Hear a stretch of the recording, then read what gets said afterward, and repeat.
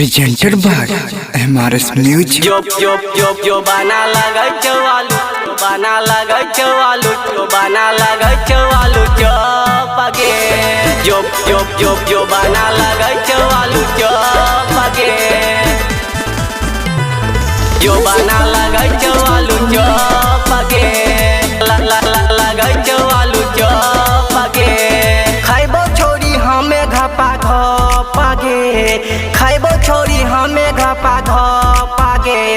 जो बना लगा चवालू पागे जो बना लगा चवालू पागे लागे छे के माला तू ही पागे लागे छे के माला तू ही पागे जो बना लगा चवालू पागे जो बना लगा चवालू पागे जो बना लगा चवालू बना लगा चवालू पागे जो बना लगा चवालू पागे जो बना लगा चवालू पागे केहू के मन छोरी तोरा पल भाई तो छई तई गदराई लागे तेल जना गरम छौरी लागे छौ शरीरिया चालू कर देबो पर फाई लगे चालू कर देबो पर फाई लगे केहू के मन छौरी तोरा पल भाई तो छई तई गदराई लागे तेल जना गरम छौरी लागे छौ शरीरिया चालू कर देबो पर फाई लगे तोरा लोहिया से चुओटा पाट पागे तोरा लोहिया से चुओटा पाट पागे जो बना लगा चवालू पागे जो बना लगा चवालू पागे लागे छे के माला तू ही पागे जो बना लगा चवालू पागे जो बना लगा चवालू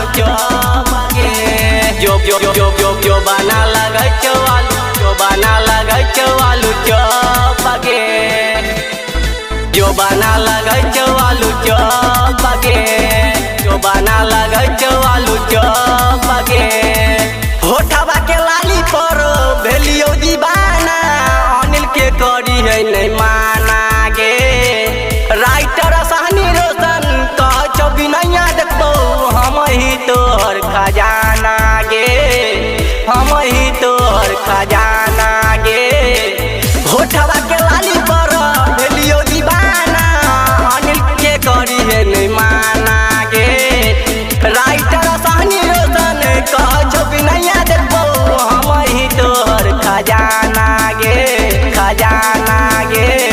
करे छौ छौरी चपा चपागे करे छौ छौरी चपा चपागे जो बना लगा चवालू पागे जो बना लगा चवालू पागे लागे छे के माला तू ही पागे जो बना लगा चवालू पागे जो बना लगा चवालू पागे